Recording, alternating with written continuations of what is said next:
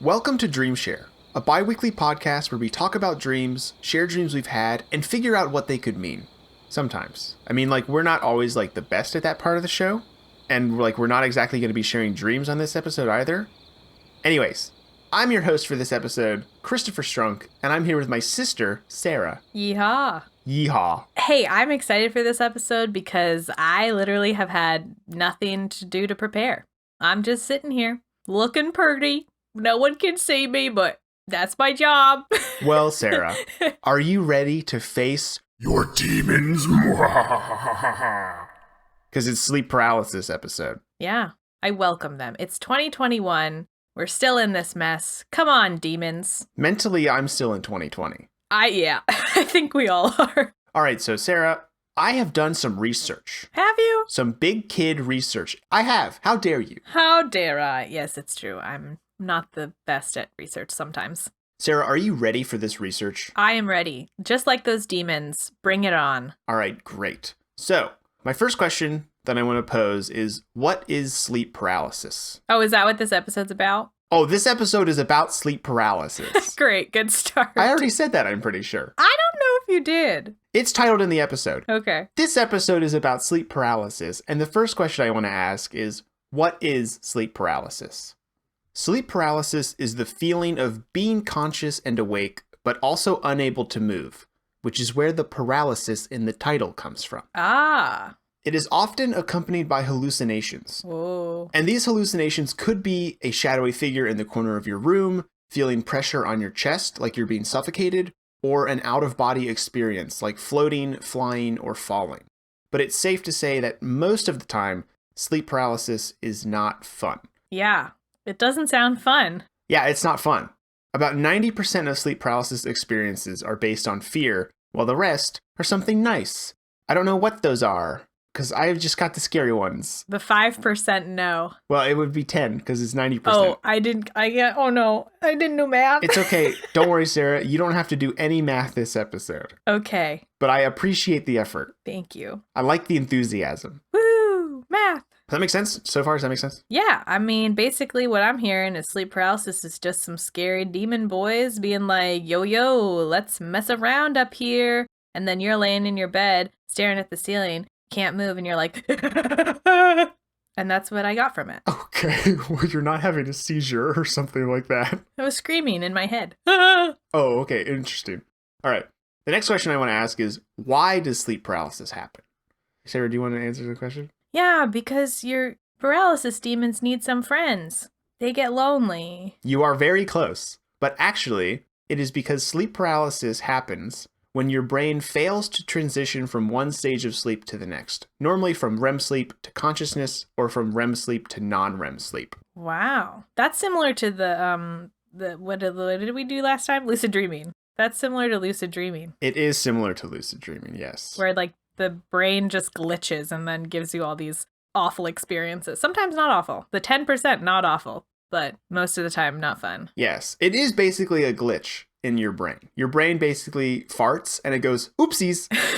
And then you're awake, but your brain still thinks your body's asleep, so it paralyzes you. And your brain just goes. So what I'm seeing is this giant spinning wheel that when your brain glitches, it just spins the wheel of fortune and you either sleepwalk, you sleep talk, or you have sleep paralysis. So far, yes. Until we learn more, and by we, I mean literally you and me, until we learn more about more sleep things, that is all I've got. Gotcha. Oh, how interesting. I have more more facts that are not exactly related to those two questions as well, if you're interested. No, move on. Okay, we will move on. No, I'm just kidding. No, go do the facts. Is this what it feels like to be bullied? Haha, the tables have turned. Oh, I don't like this. I mean, I won't stop bullying you when it's your turn, but I don't like this for me. Okay, so some other fun facts. About 8% of people experience sleep paralysis at some point in their life. 8%? 8%, yes. That's low. It is low, and it's only in their entire life. Wow. Yeah. You're rare. You're part of that 8%. Yeah, the more I talk to people about this, the less I believe it, but we'll come back to that later. Okay. Sleep paralysis can last from a couple of seconds to a couple of minutes on average, with one study claiming that sleep paralysis episodes can last up to 20 minutes long. Oh, yo. Yeah, exactly. That is so long. I have never experienced that. I was going to say that like a couple minutes seems long because if you're in that state of fear, A couple minutes feels like forever. Yeah, so I can't even imagine what 20 minutes feels like. Yeah, I can't either. You got to exercise those demons. That's true. Also, just so we're clear, that was only one study. I only found one study that said that. Well, for that one person out there who experienced that, this one's for you. Oh, this is actually my favorite fun fact. Sleep paralysis could be the cause of certain myths and legends involving nighttime creatures or demons. Ooh. So, old-timey folklore creatures. One example is a mare, or the mare. It might be Mara. I'm not exactly sure. It's a Germanic and Slavic entity that rides on people's chests and brings them nightmares. Wow. Yeah, so that could have been caused by sleep paralysis. I believe it. I would believe it too. I mean, if you look at legends and listen to legends, like, you can kind of try to explain them nowadays. I mean, you can't explain Bigfoot, but you can explain, like, everyone's probably seen something scary. Bigfoot's real. Yes, well, that's true. But, like, you can definitely, like, when your body's in those states of fear, you definitely can... I don't want to say imagine things because I feel like Bigfoot's maybe out there. Like, I believe in Bigfoot. Do you? Man, I'm a negative Nelly right now. Hold on. I don't even know where my point is. I don't know what your point is either. What did you say before? Where was I going I will with reread this? the fact for you. Okay. One example. I believe it. I believe that people could see creatures and that was sleep paralysis. That was my point. Gotcha. Okay, great. Basically, to sum up all the facts, sleep paralysis is not life-threatening or really all that dangerous. It's just a little bit scary sometimes. And it's literally just a brain fart. Your brain just farted and made a mistake when transitioning from one stage of sleep to the next. Well, I don't have any questions about sleep paralysis, but I want to hear some stories. Ah, nice transition, Sarah. You're welcome. So normally, we would each share one of our dreams, and then we would follow that up with a community dream. However, because you haven't actually had any sleep paralysis experiences of your own, I've asked my friend Anderson to come on the podcast and talk about some of his. Hello, Anderson. Hey guys, how you going? Wait, let me say it again. I love it. Your first one was, hey guys, how you going? Dude, I'm going great. We're doing fantastic over here. How are you guys doing? Oh, you had one shot, Anderson, and you messed it up. I did. I choked. Oh my god. How you going, Anderson? I'm going great. Amazing. How are your sleep paralysis demons going? They're not pretty good. They're demons. Oh, that sounded so exhausted. I'm sorry. I mean, it is. It is. When you think back to it, when you like experience it and then also think back on it, it's a uneasy feeling knowing that you went through it. Yeah. Well, because it's probably terrifying. It is. And then that sucks energy. Yeah. I mean, I've never had it, so. So pretty much, let me give an example as to one night I was laying in bed. It's super late at night. And I opened my eyes, right? My covers are below my neck. And only my eyes are open. I can't move. I'm looking everywhere. It's scanning everywhere in the room. And in the corner of my room, I could see this black shape.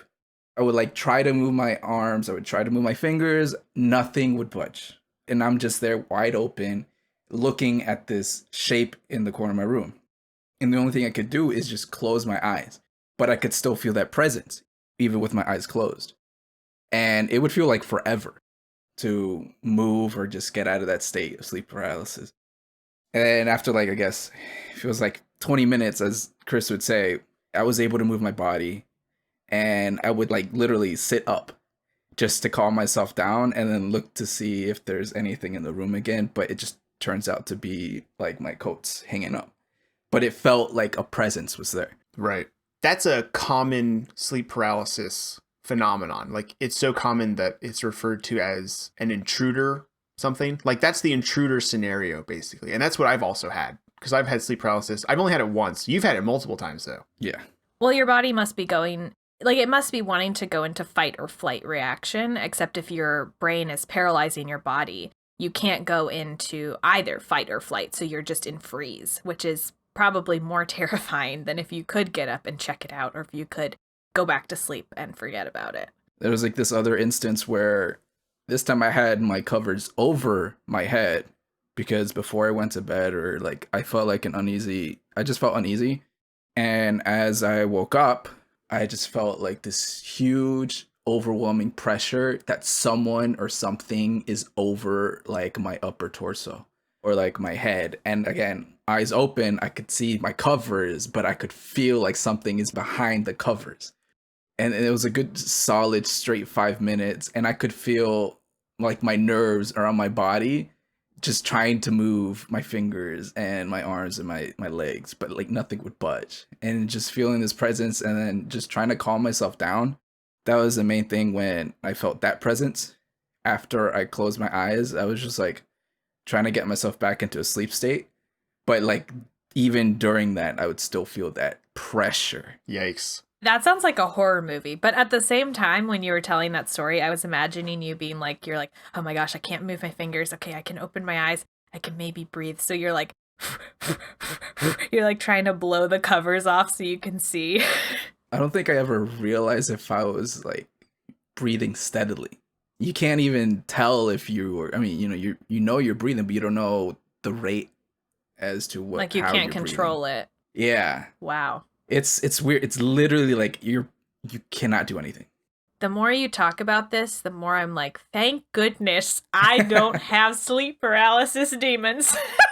But you might be like the 10%, Sarah. You might be one who's like, I had sleep paralysis and my boyfriend was real and we cuddled. Oh, I trick myself into thinking that my sleep paralysis demon's my boyfriend. Yeah. Okay. Yeah, that could be true. But Anderson, these have been like over the course of your life, like, right? Like this wasn't just one period of time.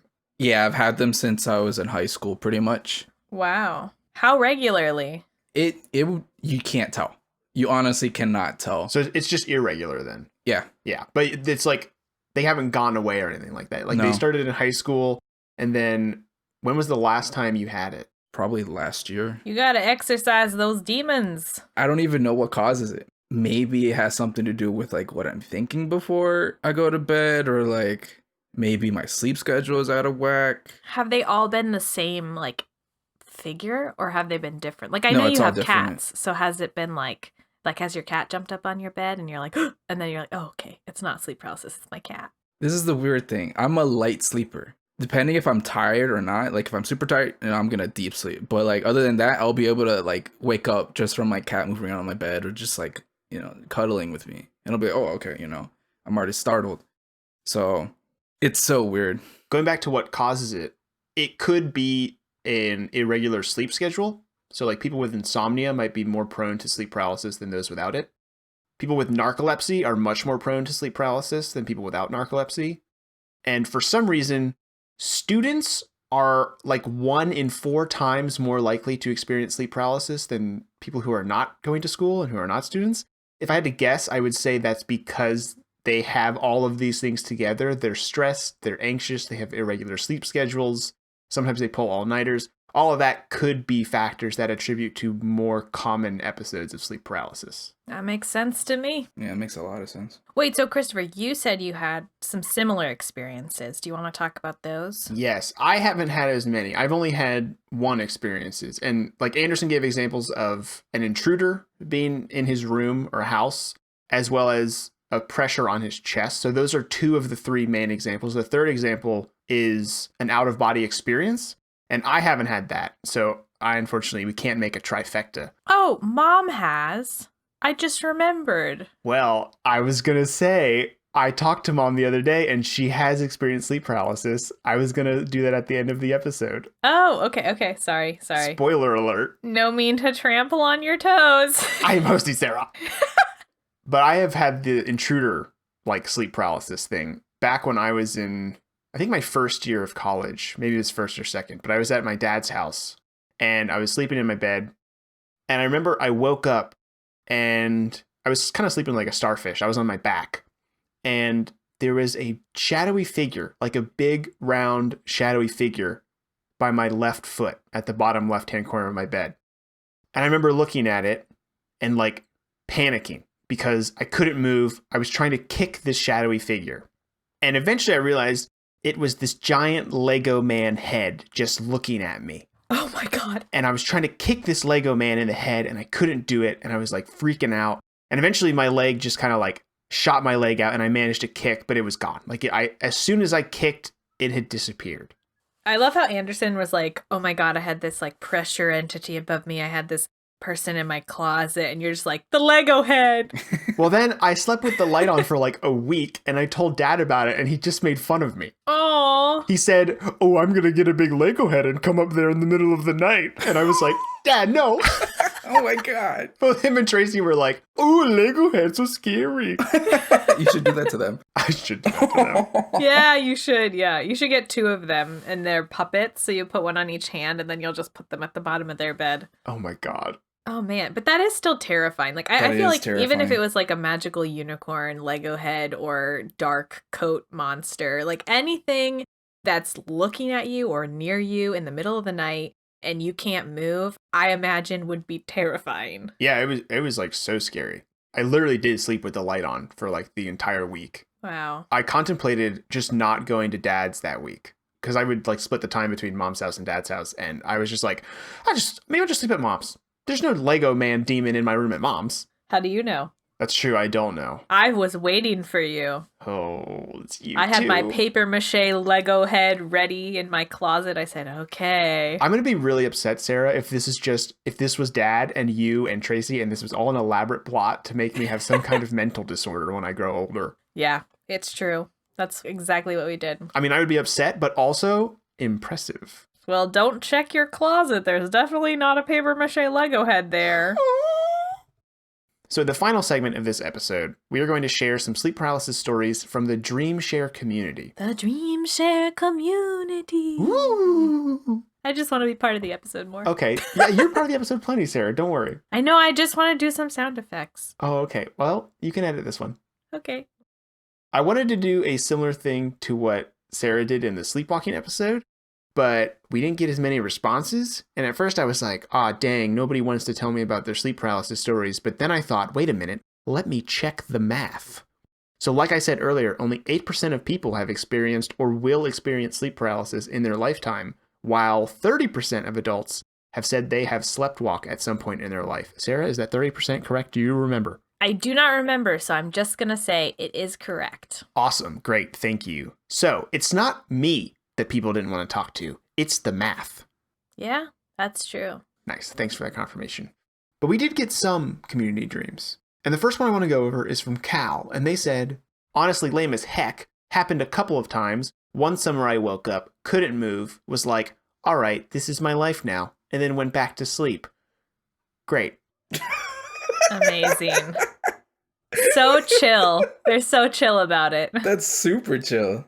The next one is from Magic Mark. I don't know who this is, but he said, one time I had sleep paralysis. Thank you. Slow claps for Magic Mark. Good job, Magic Mark. Thank you. Thank you. Andy said, the king of dream submissions, he submitted 6. We may or may not have a specific Andy episode coming up. Andy said, just at the edge of my vision was a little girl standing right next to my head. She started screaming. What? That one is scary. That's terrifying. But also, can you imagine like all the parents out there who wake up with their children, like looking them dead in the eyes, being like, Mommy, I just threw up. How many times have we woken up Mom when we were younger and scared her? I have startled her so many times. Okay, but also I feel like I still sometimes scare her, and I'm like, I walk into her room and she's sleeping and I'm like, hey, and I'm like standing like 10 feet back. Like I'm trying to be as calm as possible. I'm just like, hey mom. And she always without fail wakes up like, what? Like always. And I don't know, maybe it's just like a parent instinct or a mom instinct. Cause I've never woken up Dad, and Dad's always like, oh, hey, what's up? But like Mom's just like, It like scares me. I jump back when I wake Mom up. I jump back because it's like, I don't know what she's going to do. Oh my gosh. Your poor mother. Well, speaking of Mom, she has experienced sleep paralysis as well, and she has experienced the out-of-body experience. So I talked to her on the phone the other day, and she said she woke up, she was lying on her stomach, and she could open her eyes, but she couldn't move. She then floated up to the ceiling, moved backwards, thought, oh, look what I can do, and floated back down to her body. Whoa! Mom's a superhero. Yeah, so mom is one of the few that is not a fear-based sleep paralysis thing. She's part of that 10%. She is. Oh my gosh. Wow. Wow. That's so cool. One more interesting thing about that is that she was lying on her stomach. I didn't mention it earlier, but Andy told me last night that he heard from a professional, and I did confirm it with the internet, that you are more prone to sleep paralysis if you sleep on your back. So if you sleep on your sides, maybe you won't have sleep paralysis as much. So mom is like extra special because she was on her tummy. She was on her tummy and she had a nice experience as opposed to Anderson's coats in the corner trying to murder him. I guess I'm going to be sleeping on my stomach now. We might have just solved all of your problems. Sleep on your stomach or your side. One thing I've come to realize is that I knock out when I sleep on my stomach Oh, really? compared to when I'm sleeping on my back. Yeah. Oh. It's like I don't know. Even when I was like little, I was just like, I guess that's like a baby thing where if you do sleep on your stomach, you're gone. It's over. You're knocked out for a good 6 hours at least. The only thing I just stopped doing that is because I would always sleep with my face facing to the right when I sleep on my stomach. And every morning it's just, you get that muscle strain and then you can't turn your head as much. And that's why I stopped doing that. Oh. But gotta go back now. You're going to have to go back and sleep on your side. Yeah. Dang. I recommend creating a pillow fort. Just real quick. You just cover yourself in pillows and then you're paralyzed already. You can't move because your pillows are just squishing you in. And then you're cozy.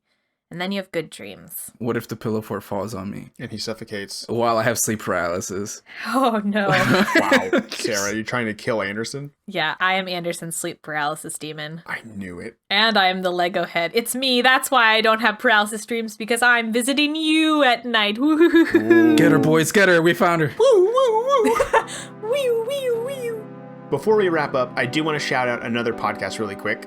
If you would like to learn more about sleep paralysis, I recommend checking out the podcast called The Savvy Psychologist. The sleep paralysis episode is number 314, and it's called Ghosts in Your Bedroom. It's probably sleep paralysis. I used that as part of my research for this episode, but it's by an actual, doctor of psychology, so if you're more interested in science, go give that a listen. I think it's only 15 minutes. And if you have a dream or sleep-related experience that you would like to share, email it to us at dreams.dreamshare@gmail.com. And who knows, we might read your dream on the podcast. You can follow us on Instagram at DreamShare Podcast for updates and more, maybe some polls, And if you like this episode, please share it. Anderson, thanks for coming on and being a guest. Thanks for having me, guys. It was a pleasure. Firm handshake. Yeah, firm handshake over the internet. Handshake. Okay. Nice. Okay. I'm still bullying you. Oh, I'm getting you man. back. Oh, no. Although I gotta say that was a good outro. Good job, Christopher. I'm not done, Sarah. Anderson. Anderson, Yes. is there anything you would like to shout out? Maybe you have a podcast or a social media or something like that where people could go find more about you. I did do this podcast with my other friends. It's called the Running Late Podcast. Right now, we're only on YouTube, and there's gonna be a new episode coming out on Wednesday. And this one will have all our faces on it. So if you guys want to check it out, feel free. And honestly, it's really fun doing the podcast with you guys. Hey, Woohoo! ditto. Thanks for tuning in, and sweet dreams. Sweet dreams.